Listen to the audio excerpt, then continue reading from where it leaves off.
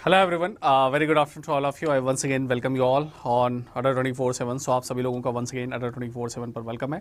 I hope friends you are fine and you are doing well. मैं उम्मीद करता हूँ आप सभी लोग बहुत ही अच्छे हैं और आप सभी लोगों की प्रिपरेशन भी बहुत अच्छी चल रही होगी। तो चलिए फ्रेंड्स, फटाफट सेशन में कनेक्ट हो जाइए एंड आज का सेशन हम लोग स्टार्ट करते हैं। और जैसा कि मैंने आपसे प्रॉमिस किया था, आज हम लोगों का आरबी की एनुअल रिपोर्ट का हमारा 8th सेशन है, 8वें सेशन 9th पार्ट में हम लोग 9th सेशन में।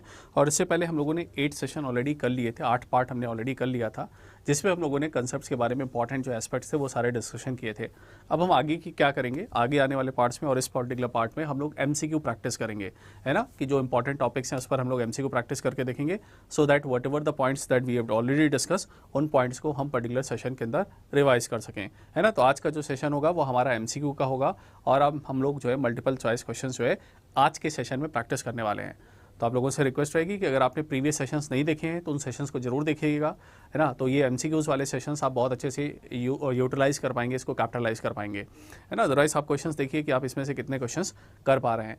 चैनल पर नए हैं तो चैनल को सब्सक्राइब जरूर कर लीजिएगा, वीडियो को लाइक और शेयर करिएगा। स्टार्ट करते हैं, चलिए सेशन, है ना। इससे पहले मैं अगर मैं बात करूं तो आप सभी लोगों को ईद मुबारक। सो जो है अगर हम बात करें on this particular occasion of Eid, आपको महापैक्स पर ट्रिपल वैलिडिटी आपको देखने को मिल जाएगी। यानी कि 9 मंथ्स के कोर्स की अगर बात करें तो 9 मंथ्स के कोर्स पर 27 मंथ्स की वैलिडिटी आपको देखने को मिल जाएगी, है ना। और यहाँ पर आप इसका पर्टिकुलर जो है पूरी तरीके से फ़ायदा उठा सकते हैं। कोड आप यूज़ कर सकते हैं YEET56 to get the maximum discount. और सभी महापैक्स पर आपको ट्रिपल वैलिडिटी 3x वैलिडिटी आपको देखने को मिलेगी and this is the Eid offer, ठीक है। चलिए स्टार्ट करते हैं। क्वेश्चन आपके सामने आएगा, 30 सेकंड्स का टाइम रहेगा। कोशिश करिएगा आंसर जो है कमेंट सेक्शन में देने की, है ना। और फिर हम लोग जो है यहाँ पर आंसर्स देखेंगे, ठीक। तो चलिए स्टार्ट करते हैं। पहला क्वेश्चन आप सभी लोगों के सामने ये है, क्वेश्चन पढ़िए और जवाब देने की कोशिश करिए। 30 second timer is in front of you. 30 second का आपको टाइमर देखने को मिलेगा, ठीक है। एक काम करिए, चलते हैं, एक काम करते हैं, आप में से काफ़ी लोग लाइव हैं, so I will get through the poll. मैं एक काम करता हूँ, पोल फीचर को भी यूज़ करता हूँ। Just give me a second, है ना। चलिए मैं एक बार फटाफट आप लोगों के लिए पोल भी ऐड कर लेता हूँ।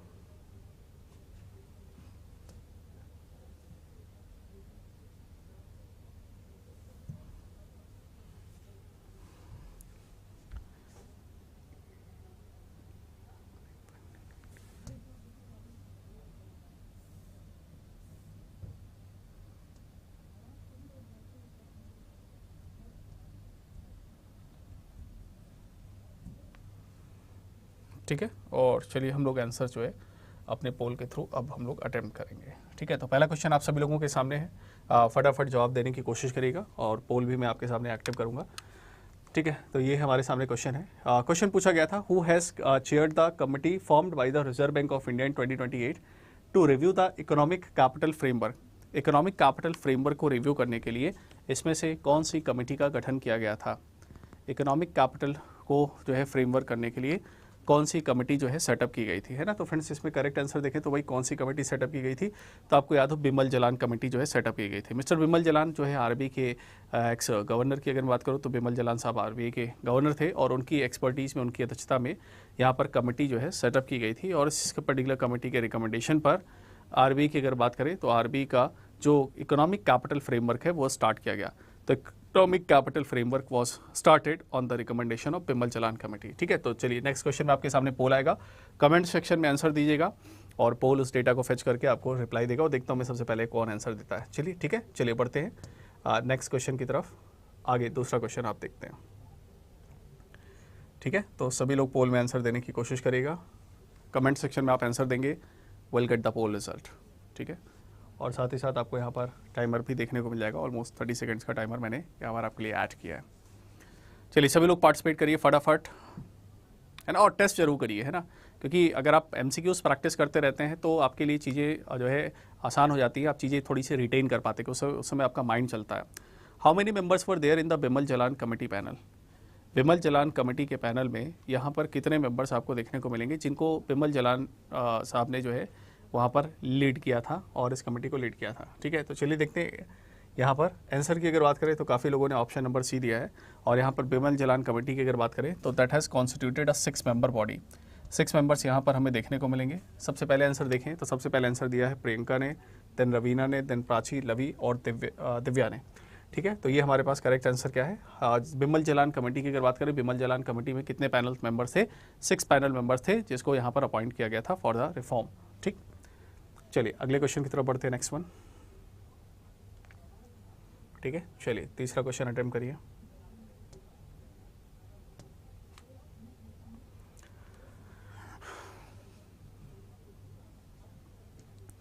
चलिए अगला क्वेश्चन अटेम्प्ट करेगा। How many members, how with in what range did the committee suggested RBI should maintain the contingency risk buffer? जो हमारे पास कंटीजेंसी रिस्क बफर है, वो कंटीजेंट रिस्क बफर या कंटीजेंसी रिस्क बफर किस पर्टिकुलर रेंज में हमें maintain करना चाहिए था? जो कंटीजेंसी रिस्क बफर है वो कितने परसेंटेज में आपको मेंटेन करना चाहिए था? तो एक रिस्क बफर यहाँ पर रिकमेंड किया गया था बिमल जलान कमेटी के थ्रू कि आप इस पर्टिकुलर रेंज पे अपना कंटीजेंट रिस्क बफर मेंटेन करिए। और ये रिस्क बफर का जो पैसा है, ये अगर हम बात करें, ये रिस्क बफर का पैसा किस लिए यूटिलाइज़ किया जाएगा, किस लिए कैपिटलाइज किया जाएगा?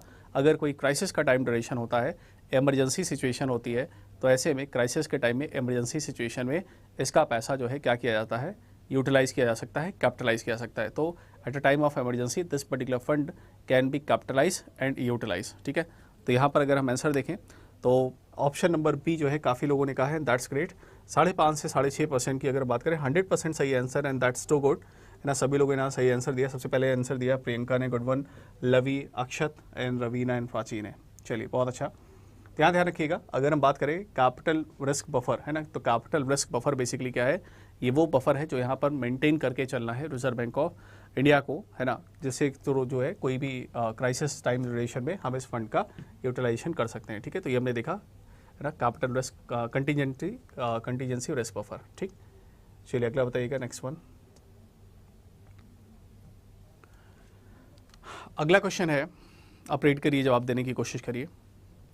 अगला क्वेश्चन है, when should the reserve bank of India transfer its surplus funds to the government according to the committee's recommendation, है ना। तो बिमल जलान कमिटीज़ की रिकमेंडेशंस के हिसाब से when RBI is basically well capable to transfer the reservation capital reserve fund, reserve transfer करने के लिए आपको कौन सा पर्टिकुलर टाइम स्पैन आपको देखने को मिलेगा? तो कब उसको जो है पैसा ट्रांसफ़र कर देना चाहिए या वो वहाँ पर पैसा ट्रांसफ़र करते हुए आपको देखने को मिलेगा? तो ऑप्शन पढ़ते हैं, हर साल पैसा ट्रांसफ़र करना है, हर 3 साल पर ट्रांसफ़र करना है, only after maintaining the contingent risk buffer, RBI अपना कंटीजेंट रिस्क बफर मेंटेन कर लेगा, उसके बाद जो है सजेस्टेड रेंज में वो ट्रांसफ़र कर सकता है, आफ्टर एवरी फिस्कल क्वार्टर, हर फिस्कल क्वार्टर में पैसा ट्रांसफ़र करेगा, या हर 5 साल पर पैसा ट्रांसफ़र करेगा।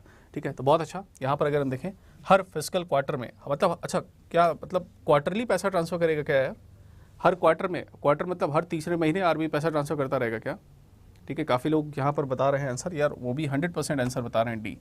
ठीक है यार, कैपिटल जो कंटीजेंसी रिस्क बफर है, ये कमेटी ने कहा है कि भाई ये आप पहले अपना जो रिस्क बफर है वो मेंटेन कर लीजिए, सीआरबी मेंटेन कर लीजिए। आरबीआई से कहा गया है साल भर आपने बिजनेस किया, अपना खर्चे वगैरह निकाल लीजिए, अपना कंटीजेंट रिस्क बफर मेंटेन कर लीजिए, उसके बाद अगर पैसा बचता है तो सरप्लस के तौर पर सरकार को ट्रांसफ़र करिए, मतलब डिविडेंड के तौर पर ट्रांसफ़र करिए। तो पैसा जो only after maintaining the CRB with in the suggested range, पहले आप कंटीजेंट रिस्क बफर जो है उसको सजेस्टेड रेंज में आप मेंटेन कर लिए और फिर उसके बाद काम करिए। तो फिलहाल सभी के गलत है आंसर। यहाँ पर करेक्ट आंसर क्या है? ऑप्शन नंबर हमारा C, only after maintaining the contingent risk buffer with the suggested range. जो भी रेंज है वो आप पहले पैसा अपना मेंटेन करिए, सजेस्टेड रेंज में मेंटेन करिए, उसके बाद फिर आप क्या करिए, पैसा ट्रांसफ़र करिए।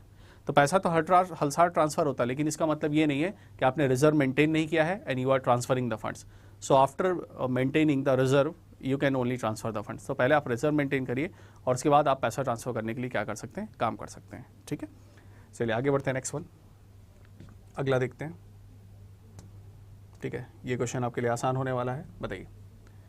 बातों बातों में मैंने आपको बता ही दिया है, ठीक है, बट फिर भी फोकस करिए, बताइए आंसर।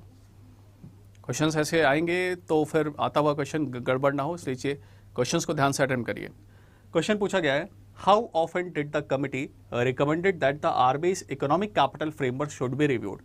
आरबीआई का जो यहाँ पर अगर हम बात करें तो टाइम ड्यूरेशन जो अगर हम देखें तो इकोनॉमिक कैपिटल जो फ्रेमवर्क का जो टाइम ड्यूरेशन है वो कितना आपको देखने को मिलेगा? ठीक है, या आपको कितना जो है देखने को मिलेगा?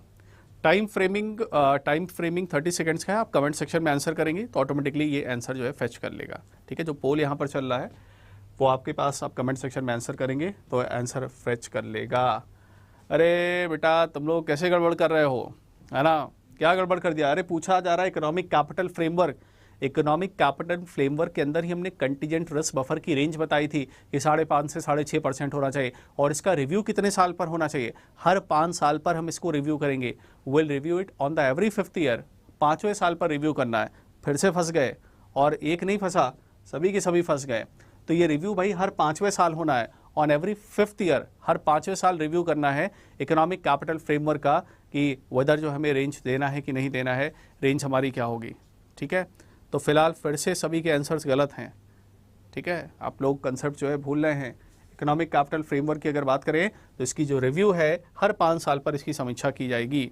ठीक है, 5 ईयर्स हमने पढ़ा भी था, हर 5 साल पर इसका रिव्यू किया जाएगा।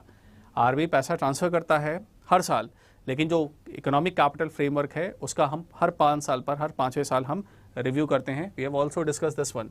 ठीक है, चलिए अगले क्वेश्चन की तरफ बढ़ते हैं, है ना। ये क्वेश्चन आई थिंक सेम ही है, तो हमने कर ही लिया। अगला चलते हैं। चलिए नेक्स्ट क्वेश्चन बताइए, what section of the reserve bank of India act 1934 mandates the transfer of surplus to the government. कौन सा ऐसा सेक्शन है, कौन सा ऐसा एक्ट है, basically reserve bank of India act 1934 के अंदर कौन सा ऐसा सेक्शन है जो ये बाउंड करता है आरबीआई को, जो ये बाध्य करता है आरबीआई को, that RBI will have to transfer their surplus funds to the government of India. RBI को, सरकार को अपना सरप्लस फंड्स जो है ट्रांसफर करना पड़ेगा। कौन सा ऐसा पर्टिकुलर जो है यहाँ पर सेक्शन है, तो which particular section is responsible that has mandated कि आरबीआई को अपना सरप्लस फंड ट्रांसफर करना पड़ेगा। ठीक है, तो बहुत अच्छे से याद रखिएगा, बहुत अच्छा। Section 47 of the reserve bank of India act 1934। तो सेक्शन 47 बहुत अच्छा, सभी लोगों का सही है। Section 47 of the reserve bank of India act 1934। एक ही केवल आंसर आया है पूजा सिंह का।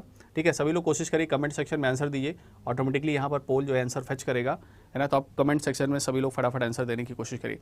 Section 47 of the reserve bank of India 1934 ये वो कानून है जिसके तहत जो है ये कहा जाता है आरबीआई को, ये रिकमेंड किया जाता है कि आपको अपना सरप्लस फंड जो है वहाँ पर ट्रांसफ़र करना है, और ये गवर्नमेंट के पास पावर है, गवर्नमेंट ये मैंडेटरी करती है कि भाई आपको अपना पैसा ट्रांसफ़र करना पड़ेगा। लेकिन ध्यान रखिएगा, अभी जो है फिलहाल अगर मैं बात करूँ अदर रेगुलेटर्स की, सेबी भी क्या डिविडेंड के तौर पर ऐसे पैसे ट्रांसफ़र करता है? नहीं, अभी सेबी के ऊपर फिलहाल ऐसी कोई बाउंडेशन नहीं है। हाँ, गवर्नमेंट थोड़ा सा सेबी से कह रही है कि भाई आप भी थोड़ा पैसे वगैरह ट्रांसफ़र कर दिया करो, तो सेबी अभी उसमें जो है ज़्यादा इन्वॉल्व नहीं है। आरबीआई फिलहाल ट्रांसफ़र करते हुए आपको देखने को मिलता है। ठीक है, तो आरबीआई एक्ट 1934 के थ्रू आरबीआई बना था, है ना। 1 जनवरी 1949 को आरबीआई का नेशनलाइजेशन हुआ था, और section 47 of the RBI act 1934 ये आरबीआई को कहता है कि यहाँ पर आपको पैसा रिजर्व में मेंटेन करना पड़ेगा। ठीक है, चलिए आगे बात करते हैं। ये क्वेश्चन हमने देखा सेक्शन 47। ठीक है, आई थिंक कुछ नंबरिंग में कुछ हुआ है, चलिए कोई नहीं।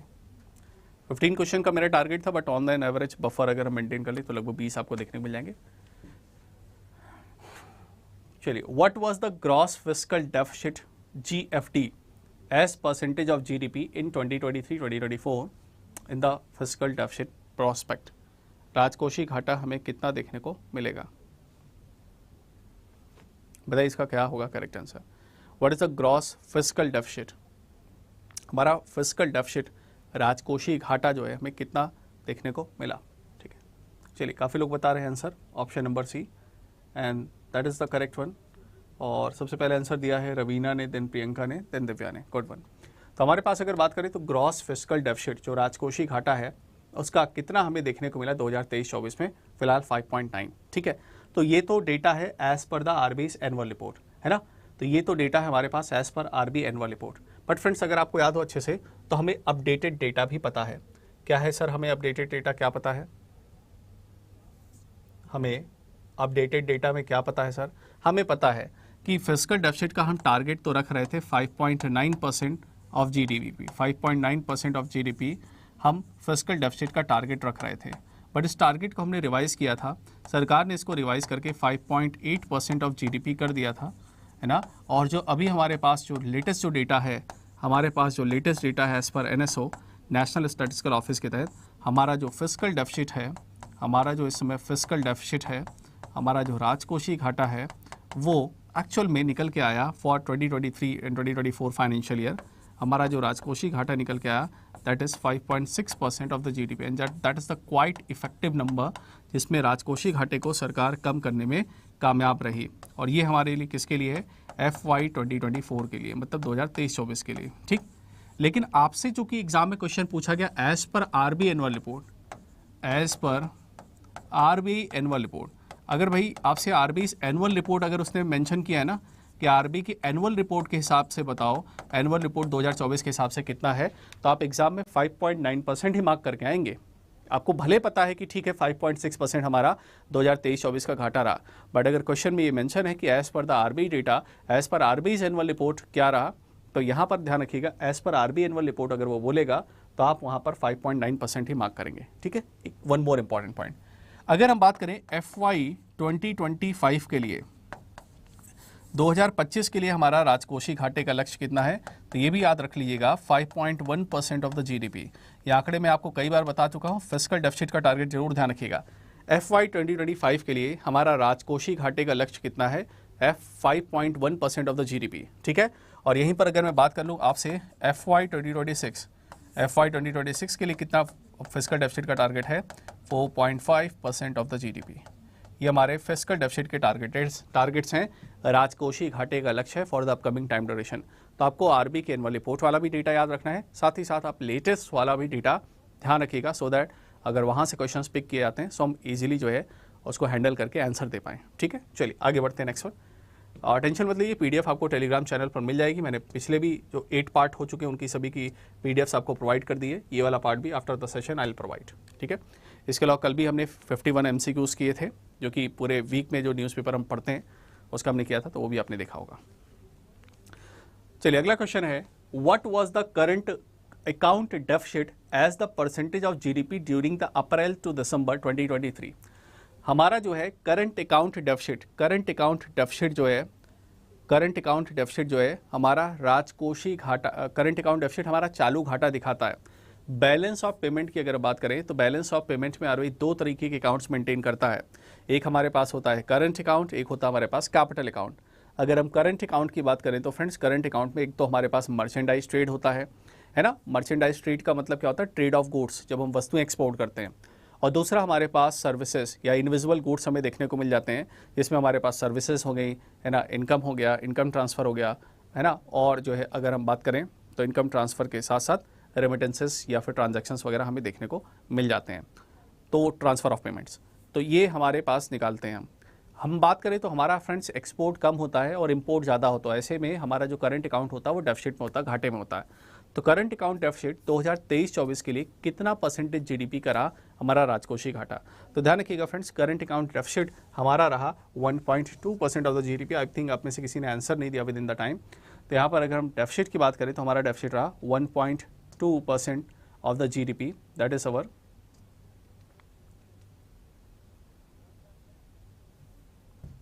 ठीक है। तो यहाँ पर अगर हम फिस्कल डेफिसिट देखें, यहाँ पर अगर हम फिस्कल डेफिसिट देखें तो हमारा रहा 1.2% of the GDP for the April to December. तो हमारा राजकोषीय घाटा ध्यान रखिएगा 1.2% ऑफ द GDP आपको देखने को मिलेगा। So 1.2% is the fiscal deficit, current account deficit for the April to December 2023, ठीक है। तो हमारा क्या है करंट अकाउंट डेफिसिट, इसको हम चालू घाटा कहते हैं। ये हमारा क्या है ट्रेड के प्रोस्पेक्ट पर आपको देखने को मिलता है।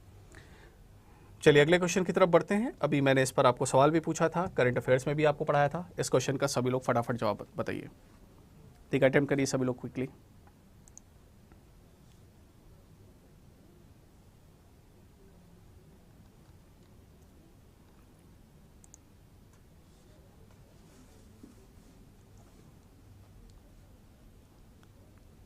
ठीक है, चलिए क्वेश्चन पढ़ते हैं। क्वेश्चन पूछा गया है फॉर हाउ मेनी मंथ, आपको मैंने पोल नहीं दिया क्या, ओके आया, for how many months of the import can the correct foreign exchange reserve cover, है ना। अब यहाँ पर थोड़ा सा आपको कंफ्यूजिंग डेटा दे रखा है, हमने इसको डिस्कस भी किया था, कितने पर्टिकुलर टाइम ड्यूरेशन के लिए हमारा फॉरेक्स रिजर्व सफिशिएंट रहेगा। तो फॉरेक्स रिजर्व अभी तो मैं आपका रिकॉर्ड बता दे रहा हूँ, अभी हमारे पास 465 बिलियन $, 456 आप कह सकते हैं, 656 बिलियन $, ये हमारा अभी पास फॉरेक्स रिजर्व का रिकॉर्ड है as per the latest date of 7 June 2024। तो 7 जून 2024 के हिसाब से अभी हमारे पास विदेशी मुद्रा का जो भंडारण है वो 56, 656.5, 655.5 एक्चुअल में, मैं 656 कह रहा हूँ, ऑलमोस्ट 656 बिलियन यूएस डॉलर, ये हमारा फॉरेक्स रिजर्व है। ऐसे यहाँ पर भी हमारे पास आरबीआई ने 2023-24 के लिए कुछ फॉरेक्स रिजर्व बताया। अब यहाँ पर सवाल ये उठता है कि कितना फॉरेक्स रिजर्व हमें देखने को मिलेगा, how much forex reserve will have. ठीक है, तो यहाँ पर ध्यान रखिएगा, ये जो फॉरेक्स रिजर्व हमारे पास अवेलेबल रहा 2023-24 में, वो लगभग 11.4 मंथ्स, यहाँ पर आपने 11 महीने मेंशन किया है, ध्यान रखिएगा 11.4 मंथ्स के लिए, 11.4 मंथ्स के लिए फॉरेक्स रिजर्व हमारे पास सफिशिएंट 2023-24 के टाइम ड्यूरेशन में अवेलेबल रहा। तो 2023-24 के टाइम ड्यूरेशन में कितना फॉरेक्स रिजर्व हमारे पास अवेलेबल रहा, इतना रहा कि हम लगभग 11.5 पर्टिकुलर मंथ के लिए लगभग 11.5 महीने आराम से इम्पोर्ट कर सकते हैं, will not have any particular problem. ठीक है, तो यहाँ पर इसको ध्यान रखिएगा। ठीक है, चलिए बढ़ते हैं नेक्स्ट क्वेश्चन की तरफ। अगला बताइएगा, नेक्स्ट वन। अगला है, what is the purpose of e BAAT program conducted by the reserve bank of India, है ना। आरबीआई ने ई बात नाम का प्रोग्राम जो है कंडक्ट किया, और ये ई बात का प्रोग्राम जो है किस ऑब्जेक्टिव से इसको कंडक्ट किया गया था और इसका मकसद क्या था, इसका भाई ऑब्जेक्टिव क्या था, ई बात प्रोग्राम। तो ऑप्शन हमारे पास जो है, to enhance agriculture productivity, to promote small scale industries, to spread electronic banking awareness and training, है ना, and to provide loans to the low rates, to enhance the foreign exchange, foreign investments। तो ई BAAT programme जो है किस लिए conduct किया गया था। ठीक है, तो इलेक्ट्रॉनिक जो है, अगर हम ई बात की बात करें तो इसका मकसद था हमारे पास हमारे देश में जागरूकता को फैलाना, awareness and training programmes conduct करना। इसमें कुछ लोगों के आंसर सही हैं, है ना, और आंसर सही है केवल प्रियंका का, रेस्ट का इनकरेक्ट है। तो ई बात प्रोग्राम बेसिकली क्या है, जिससे हम इलेक्ट्रॉनिक तौर पर जो है जागरूकता फैलाना चाहते थे सोसाइटी में। तो to spread electronic banking awareness and training, electronic banking awareness and training, electronic banking awareness and training programmes for the society, so that कि लोग जो है digital payments and digital facilities को ज़्यादा बड़े लेवल पर यूज़ कर सकें। तो ई बात प्रोग्राम हमें देखने को मिलेगा। चलिए अगला बढ़ते हैं, नेक्स्ट वन। नेक्स्ट क्वेश्चन बताइएगा, ई बात जो है आपको कंडक्टेड किया गया है ना, पूरे साल भर में ई बात के कितने सेशंस कंडक्ट हुए, कितने सेशंस आपको ई बात के देखने को मिले, फटाफट आंसर बताइए इसका कमेंट सेक्शन में। जस्ट अ सेकंड, कितने आपको देखने को मिले यहाँ पर।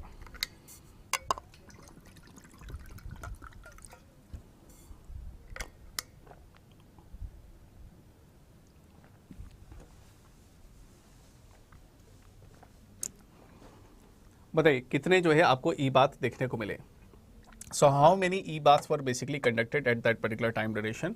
सो how many e BAAT program were basically conducted during the year. ठीक है, तो यहाँ पर कितने ई बात प्रोग्राम कंडक्ट किए गए, तो अगर ई बात प्रोग्राम की अगर बात करें तो 340 ई बात प्रोग्राम्स जो है कंडक्टेड किए गए regional offices of the reserve bank of India के द्वारा। तो आरबीआई के रीजनल ऑफिसेज के द्वारा आपको टोटल 340 जो है ई बात प्रोग्राम्स जो है वो कंडक्टेड होते हुए देखने को मिले। ठीक है, चलिए अगला बढ़िएगा, नेक्स्ट वन बताइएगा।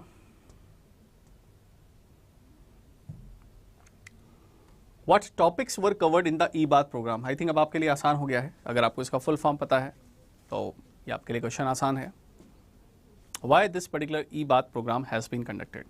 ये e-bath प्रोग्राम का ऑब्जेक्टिव या फिर किस लिए ये कंडक्ट किया गया। ऑप्शन है एग्रीकल्चर टेक्निक्स के लिए, इंडस्ट्री डेवलपमेंट के लिए, safe uses of electronic payment system, their benefits and grievance redressal mechanism.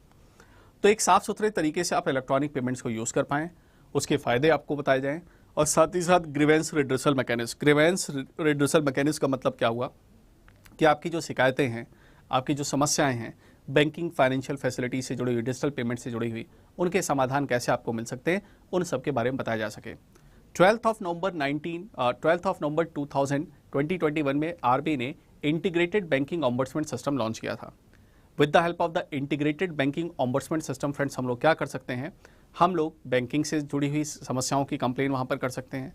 आपका डिजिटल पेमेंट से रिलेटेड अगर कोई कंप्लेन है तो आप कर सकते हैं। इवन एनबीएफसी से जुड़ी हुई आपकी कोई समस्याएं हैं तो ऐसे में वो भी आप कंप्लेन कर सकते हैं इंटीग्रेटेड ऑम्बड्समेंट स्कीम के अंदर। ठीक है, तो ध्यान रखिएगा, वहाँ पर 20 लाख रुपीज़ तक के केसेस को हैंडल करता है integrated ombudsman system, and 1 lakh rupees in case of mental harassment, मानसिक शोषण के केस में एक्स्ट्रा 1 लाख रुपए तक के केसेस, 1 लाख रुपए तक का कंपनसेशन हमें देखने को मिल सकता है। तो in case of mental harassment extra 1 lakh compensation we can get. ठीक है, तो ये हमें देखने को मिलता है।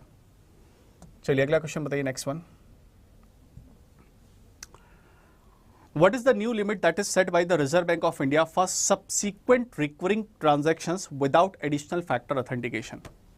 Subsequent transactions की अगर हम बात करें, है ना, तो यहाँ पर इसके लिए आपको कितनी लिमिट यहाँ पर कर दी गई है ना। मैं आपको हिंट अगर मैं बताऊँ, जैसे आप यूपीआई के थ्रू आप कोई मैंडेट वगैरह देते थे, तो मैंडेट वगैरह में वहाँ पर कुछ सर्टेन लिमिट थी, लेकिन आरबीआई ने उस लिमिट को बढ़ाकर कितनी कर दिया है, जिसमें आपको ई मैंडेट में जो है बेसिकली वहाँ पर अथेंटिकेशन की, एडिशनल अथेंटिकेशन फैक्टर की रिक्वायरमेंट नहीं होगी, आपको नहीं देखने को मिलती है। तो उसकी लिमिट आपको कितनी देखने को मिलेगी? तो ऑप्शन है आपके पास 10,000, 15,000, 50,000, 75,000, 1 लाख रुपए।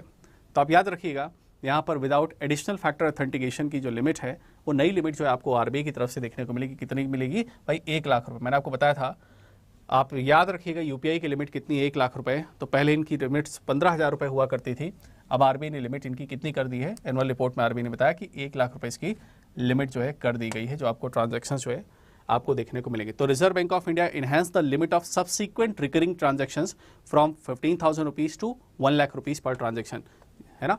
तो ये आप ध्यान रखिएगा, ठीक। तो ये हमने देखा, नई सीमा आपको देखने को मिलेगी, न्यू लिमिट। चलिए अगला बताइएगा। Next question is also very important. अभी जो 1 लाख रुपए लिमिट की गई है, ये किसके किसके लिए की गई है? That is the question.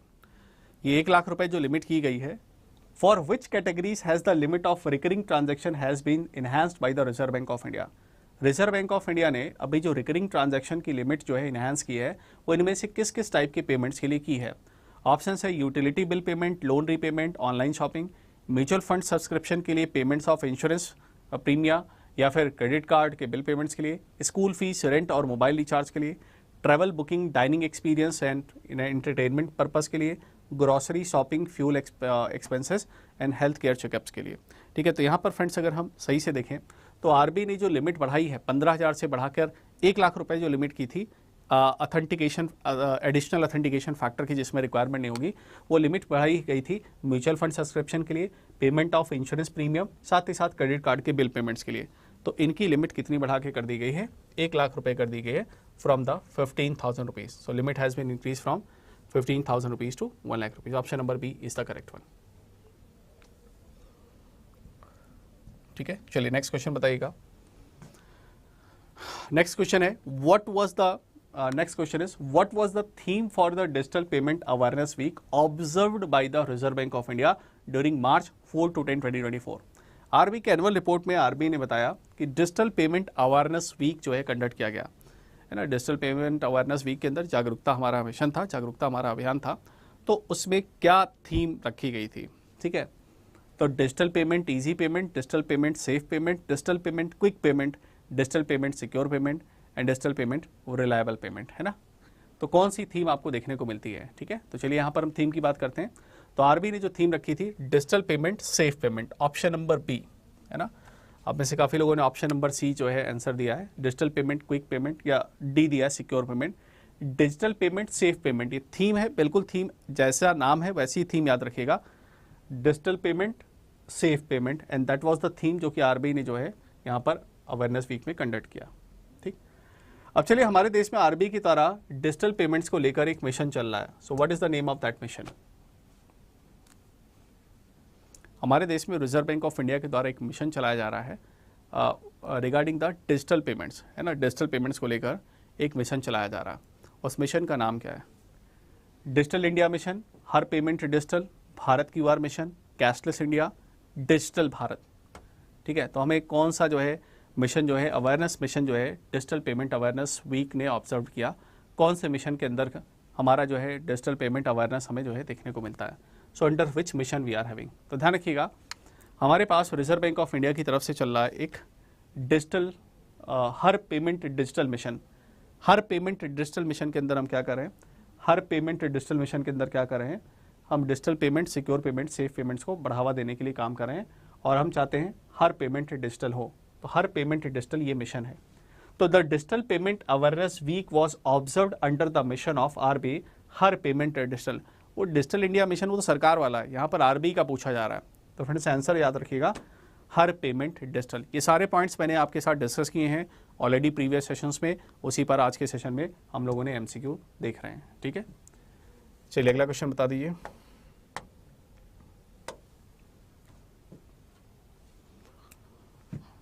अगला क्वेश्चन पढ़ते हैं। Which types of marketplace and public transport infrastructure will be targeted for the digital payment campaign by the regional offices of the Reserve Bank of India? RBI की क्षेत्रीय branches ने, RBI की regional branches ने यहाँ पर बहुत सारे जो है प्रोग्राम्स जो है ट्रांसपोर्टेशन को लेकर, ट्रांसपोर्ट इंफ्रास्ट्रक्चर, मार्केट प्लेसेस को लेकर प्रोग्राम से डिजिटल पेमेंट को लेकर कंडक्ट किए। तो हम इसमें से किसको बेसिकली टारगेट करते हुए पूरे डिजिटल अवेयरनेस वीक के अंदर हम इसमें से किसको टारगेट करते हुए आपको देखने को मिले। ठीक है, सेशन अगर अच्छे से समझ आ रहा है तो वीडियो को लाइक और शेयर भी कर दिया करिए। ठीक है, चलिए बताइएगा। ऑप्शंस हमारे पास है shopping malls and train stations, vegetable markets and mandis and auto taxis, super markets and bus stops, online market places and airport, retail stores and the metro stations. तो यहाँ पर अगर हम बात करें तो हमारे पास आरबीआई की तरफ से किन एरियाज़ को जो डिजिटल पेमेंट अवेयरनेस वीक या हर पेमेंट जो डिजिटल हमारा मिशन चल रहा है उसमें हम किसको टारगेट कर रहे थे, उसमें हम टारगेट कर रहे थे vegetable markets, mandis and auto taxis, है ना। तो इन सभी के पास आज की डेट में आपको डिजिटल पेमेंट रिसीविंग के लिए आपको ऑप्शन जो है देखने को मिल जाएगा। And that is the advantage, that is vegetable markets and mandis, auto and taxis. ठीक है, तो ये थे फ्रेंड्स हमारे आज के क्वेश्चंस, है ना। तो आज के हमने 20 क्वेश्चंस यहाँ से जो है इसको अटेम्प्ट किए हैं। ठीक, इसके अलावा अगर मैं बात करूँ तो डेली हम लोग सेशन करते हैं। Business standard, economic times, financial express newspaper का सेशन होता है रात को 8 बजे। तो आप में से कोई नया है अगर सेशन नहीं किया है तो ये सेशन करके देखिए, इसमें आपको काफ़ी ज़्यादा हेल्प मिलेगा। इसमें डायरेक्टली हम न्यूज़पेपर डिस्कस करते हैं और वीकली हम इस पर एमसीक्यू प्रैक्टिस करते हैं। कल भी हमने एमसीक्यू प्रैक्टिस किया था। ठीक है, तो इसको बिल्कुल ध्यान रखिएगा।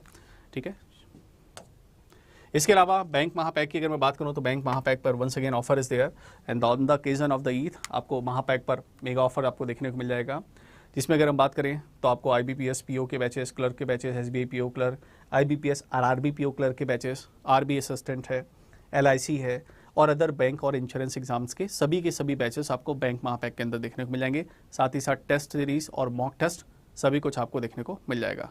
ठीक है, तो ये बिल्कुल ध्यान रखिएगा। और ट्रिपल वैलिडिटी का आप बिल्कुल फ़ायदा उठा सकते हैं। 9 मंथ्स के कोर्स पर टोटल 27 मंथ्स की वैलिडिटी, 6 में 18 मंथ्स की और 4 में 12 मंथ्स की वैलिडिटी। पहले ये सिंगल आती थी, डबल हुई, फिर आपको ट्रिपल बेनिफिट आपको देखने को मिल रहा। तो 9 मंथ्स के कोर्सेज पर 27 मंथ्स की वैलिडिटी का आप बिल्कुल फ़ायदा जो है यहाँ पर उठा सकते हैं। ठीक है, तो on the occasion of the Eid, है ना, तो आप इस पर्टिकुलर मौके का फ़ायदा उठा लीजिए। और PDF जो है, PDF आपको टेलीग्राम चैनल पर मिल जाएगी।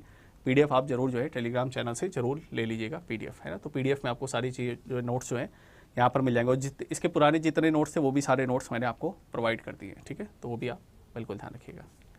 ठीक है, तो चलिए फ्रेंड्स अभी के लिए इतना करते हैं। तो once again on the occasion of the Eid you can get the offer of this one. ठीक, कल भी MCQs कराए थे, कल सेशन में MCQs हुआ था, रात को हम लोगों ने 8 बजे सेशन किया था, करीब 1.5 घंटे का सेशन था, तो वो भी PDF आप ले लीजिएगा।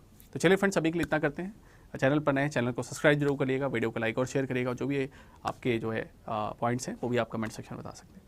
सी in the next session, till then bye bye, take care, thank you very much. कल मिलेंगे फिर से 2 बजे MCQs के साथ। Thank you.